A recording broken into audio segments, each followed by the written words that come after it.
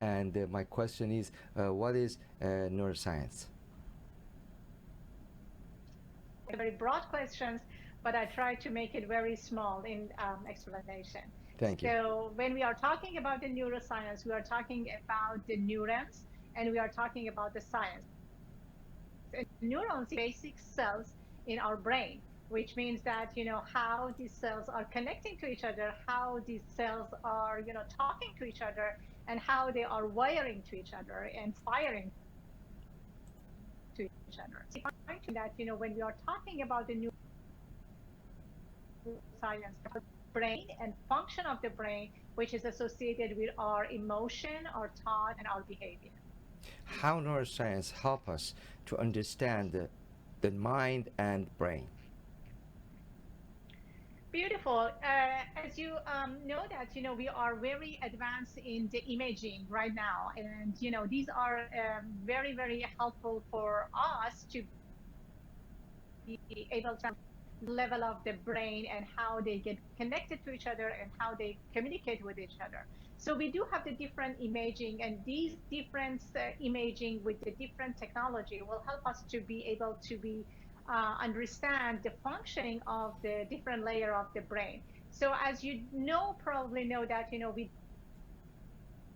do have the big or the bottom line of the brain, which is the mesolimbic system, and then we are talking about the higher level, which is the hemisphere of the brain, and then we do have the supracortex, which is on the top of every aspect of the cells and communication of the cells.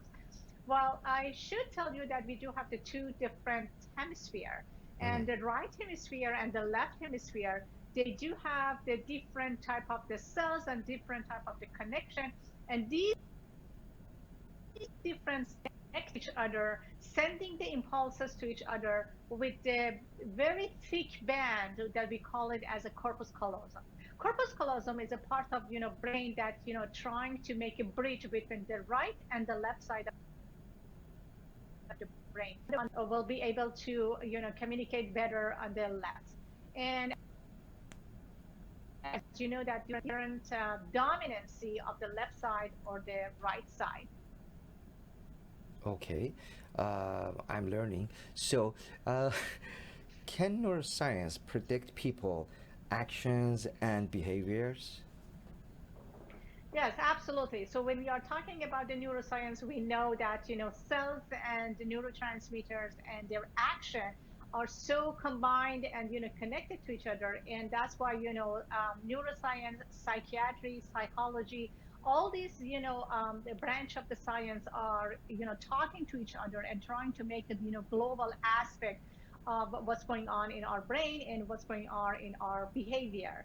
So what I'm talking about the neuroscience and different imaging and different layer of the brain and how these pulses activated one system and deactivated the other system, it means that we do have the different connection and different circuit.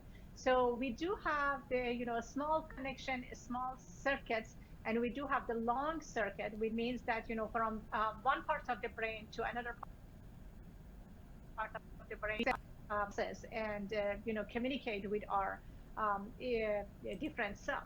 So we have to know that each different individual has different circuits, and these different circuits are absolutely unique and help us to predict just thought or feeling that we are dealing every single day. Okay, how trauma affect our brain and our behavior in our life, in our relationship, and all around the way uh, we show up in our life? Yes. I was explaining that, we do have this small circuit and we do Mm-hmm. have the long circuit. Mm-hmm. We do have the different layer of the brain, and, some part, cause the activation and some other cause deactivation, or it's like a, green light and red light when you pass the, street. Well, we do have the different neurotransmitter, and some of them, such as the GABA, is inhibitory, and some such as the dopamine, norepinephrine, or serotonin, they are kind of activating, especially the glutamate. Glutamate is the one that activate the whole system, and when we are dealing with the and images and the feeling and the behavior, means that there is a different type of the neurotransmitter causing and the actions of the cells. So get back to your question regarding that, how the hemisphere, or how the neuroscience will help us to be able to predict the behavior, is that how the circuit of our brain has been developed. And if we do have the very vulnerable circuit, or we do have the very undeveloped circuit, with a single trauma, we they're going to lose these type of connection and these circuits. And that's the way that if you think about any disaster, I mean natural disaster such as the earthquake, or something else that could be the kind of biggest stressor, you're gonna have activation of the different circuit in your brain that cause the different effect. So if we say neuroplasticity is a like a muscle of the brain, right? And how we can train in the process of personal change and personal growth. To tell you that when we are talking about the neuroscience and we are talking about the different circuit, if you continue to have the same circuit every single day, you have to be in a steady state. So you are not going to have any time to try to get involved to something very new. If you don't cook and you are starting cooking, if you don't sing and you're starting singing, if you never ever have the physical activity and now you are starting doing exercise, so making the new circuit in your brain. So when we have the new that different activity between the cells, especially that is happening in our brain, and it's look like that the firing of the system is going to be new, and the connection and the wiring of the system will be new. So everything will be upgraded, and you do have the better understanding about the your behavior, and definitely you're going to have the upgraded level of the energy, understanding, and feeling better. So do you mean we need to practice based on the program? Just let me explain this way.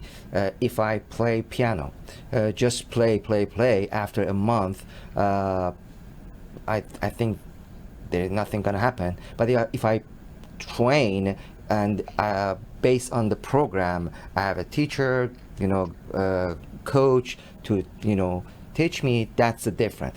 Do you mean practice based on the program and consistently every day, or based on the program I'm playing? This is right? one aspect.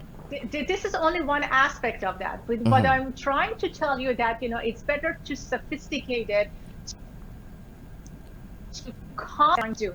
I mean, if you are starting playing piano with the simple notes, your brain making some circuit. But after a while, when your playing gets sophisticated, is making the new vibration, making the new connection, and we do have the different level of the circuit. So on the first step, we have to make it higher and higher, better and better, much more complex and more sophisticated, that we can have a better wiring and better firing between the neurons and the cells. If you go to the gym and try to pick up a weight, and then for a couple of days you do have the difficulty to to do it, but after a while, with the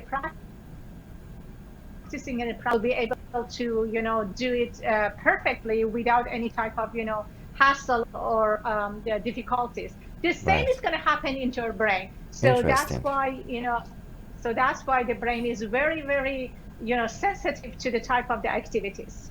Okay, amazing. I'm so excited about, brain function, and I'm learning every time from you. Thank you so much for your time. I appreciate it. Thanks for having me. It's my pleasure. Thank you, and see you next time. Don't go anywhere. We have more programs. Tech savvy is coming, new movies, and this evening. Yeah, stay with us. Stay with us. Don't go anywhere. Thank you.